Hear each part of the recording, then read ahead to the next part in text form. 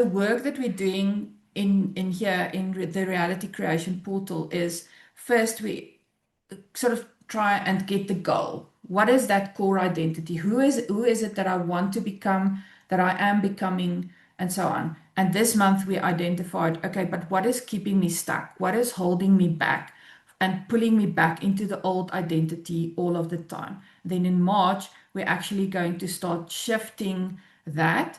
But in February, the first thing that we need to do is to identify, see the awareness, see a little bit of the bigger context, and then come to a place of more neutrality around that thing where we actually have compassion or empathy or at least neutrality towards ourselves, but also towards the people that were involved in creating that little pattern or program for us that's running in our head. But sometimes the most important one is the compassion and forgiveness of self, because once you can see how you've been self-sabotaging, it's very easy to go into blame and negative Gotcha. headspace, etc.